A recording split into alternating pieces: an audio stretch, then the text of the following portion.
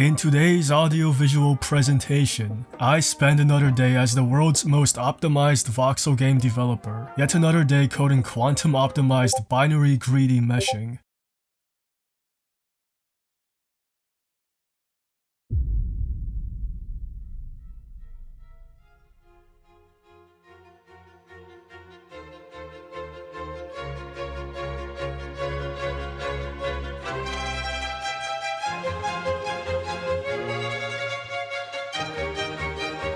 Okay, that's enough. I was going to download this game engine for research purposes. The result was the biggest reality check. I was too used to everyone being impressed by everything I was doing, and everything I did was seen as noob behavior. In game developer civilization, game developer pros don't use the Unity game engine like I did. They make their own game engine, giving them more control over every single detail to maximize performance. Unfortunately, someone already made 10 quadrivigintillion game engines and is not going to make $5 bajillion anyway. God forbid you try something in 2024 that isn't AI or cryptocurrency. Too bad I had no idea how to make a game engine until I remembered a video I watched while eating dinner 1 year ago. This video seemed useful, but this video was conspiring with the game developer pros all along. The coding was sped up by 1 quadrivigintillion times to ensure I could not comprehend this top secret knowledge, so I decided to read the comments instead. C.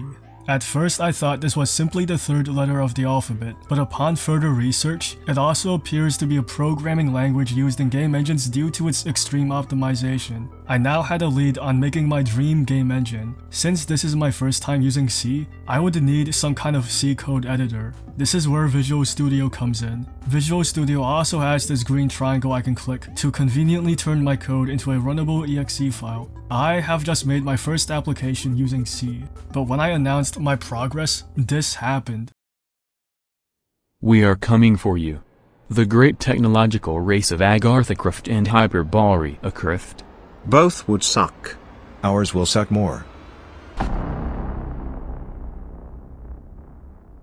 It appears that I have a competitor now. Zoggle42069 and Furstekeske were game developer masters, and they were currently setting up on Arch Linux NeoVim GCC Advanced Hypertech. These people thought they were better, and if I don't render a single cube before they do, then unspecified but potentially unpleasant consequences will occur to me. But if I want to render a cube, I would need a window to draw something on, a way to color the pixels of the window, a way to calculate which pixels are in between the points of a shape, and a way to convert 3-dimensional geometry to 2-dimensional points. Luckily, someone decades ago had the same problem and solved it for everyone by making C++ libraries such as OpenGL and GLFW, which I downloaded. I attempted to use GLFW functions to open a window, leading to an unresolved external symbol error. After revisiting the GLFW repository to complain, I realized I failed at reading instructions. I was used to installations being a one-click process, but installing a C++ library involves 5 crucial steps. Use Snake to generate Visual Studio project from download the source code. Visual Studio project includes 3 components local code. The file is not open project state. Change random object set to around 38 times until this uses 20 pieces of garbage as funds goes to do. If successful, the file will be generated in simple once this is located at the file. The dependencies there chance that this breaks everything, so repeat everything random variations until it works. Now that the library was in library format, the link error vanished, leading to my first victory, opening a window. I turned around and saw the Hyperboreacraft dev team struggling because they were using Arch Linux NeoVim GCC Advanced Hypertech. This was my chance to win the cube race using OpenGL, but this felt like a hollow victory over a crippled opponent.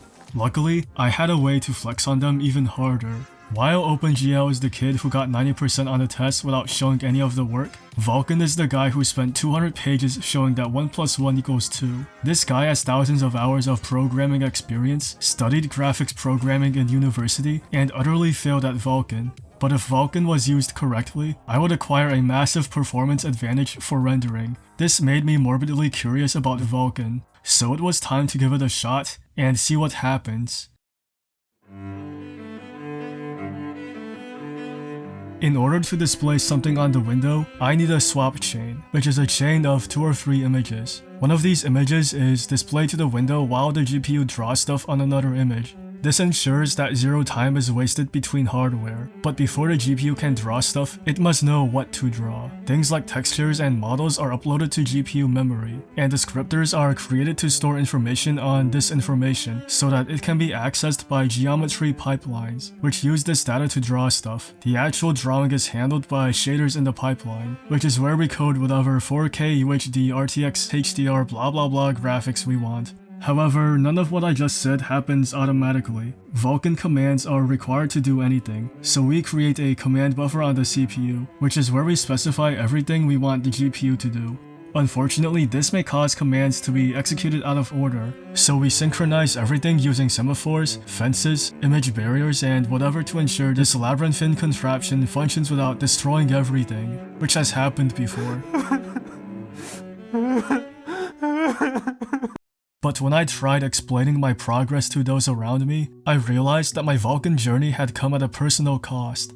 What I was saying was no longer comprehensible to the general population. I had become a social outcast, a monster. But it was worth it. After 2,000 lines of code and 5 days of coding, the 3-sided polygon was now visually perceptible by the naked human eye. I have never been this emotional in my entire life. Hyperborea Craft was in shambles, but from the ashes of Hyperborea Craft, a new ally was found. First Keske, a Rust developer who occasionally drops knowledge loot boxes. Each day was a new surprise of useful information. Being surrounded by developers is a good way to stay motivated while developing. This would accelerate my journey to reach my next goal, rendering a 3D object. Learning 3D rendering would apparently require speedrunning learning linear algebra. And to make matters worse, I received terrible news from MOG Griesbach. After facing off Hyperborea Craft, my new enemy is the US government. The US Cybersecurity and Infrastructure Security Agency proclaimed that the usage of memory-unsafe languages like C++ is dangerous and significantly elevates risk to national security, national economic security, and national public health and safety. Can I render a cube before the US government assassinates me? Watch until the end to find out. Luckily, out of all linear algebra topics, only these ones matter, matrices and vertices. This was relatively simple to learn. The locations of points of a 3D object can be represented by vertices, and when vertices are multiplied by a matrix, this happens. What you just witnessed is a transformation. Possible transformations include scaling, rotating, reflecting, shearing, and blah blah blah. But the transformation we need is a perspective projection, which conveniently transforms all the vertices in a 3-dimensional space onto a 2-dimensional plane. This allows us to render it on the screen. Transformations can also be combined by multiplying a matrix with another matrix, which is how we rotate and move the projection as if it was a moving camera. The transformed vertices are then used to draw the final picture. Thankfully, all of this math is automated by the GLM library. After adding keyboard and mouse controls to update the rotation and position of the camera, we can maneuver around this object. Now that rendering 3D objects is possible, it's time to add a 3D object. But just when I thought I succeeded, I was backstabbed. Vulkan doesn't magically know which objects are in front of one another, unless we enable depth testing. This associates each pixel with a distance, so that new pixels are ignored if a closer pixel is already there. Now that 3D rendering is functional, I can render whatever I want. So I did some off-camera programming to move terrain generation from Unity to C++. Suddenly, I was betrayed. I was getting worse performance than on Unity. The Agarthacraft experiment was a failure. This was the curse of Worf's Law. While Moore's Law states that hardware doubles in speed every 2 years, Worf's Law claims that software halves in speed every 18 months. But just like all laws, there was an exception. As I was researching why Vulkan was catastrophically slow, I discovered a massive repository of Vulkan information called VK Guide, exposing the optimization strategies of modern games like Doom Eternal and Assassin's Creed. The main idea behind these optimizations is to do less work on the CPU. This can be accomplished by simply using more efficient Vulkan commands, or abusing shaders. Contrary to popular belief, shaders aren't just used for shiny Minecraft graphics. Shaders in general are used for rapidly processing inputs to calculate outputs, meaning shaders don't just work on pixels. They can also be used to hyper-optimize math and calculations. I finally realized that I wasn't using Vulkan to its full potential. I was coding like an OpenGL user, when I should have coded like a Vulkan user. Now was the age of the Vulkan indirect draw indexed push constants and LOD depth pyramids sampling occlusion culling. I now had over 1500 FPS with the same render distance from Unity.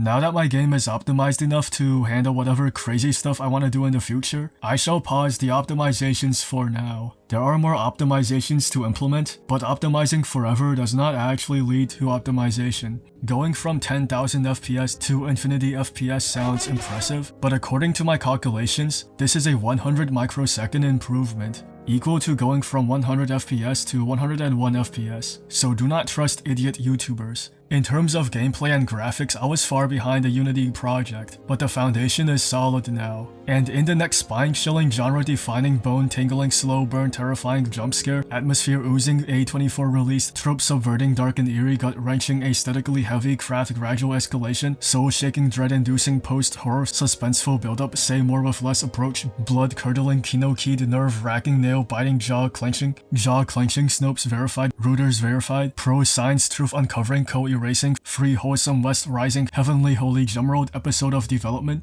I will be adding modding.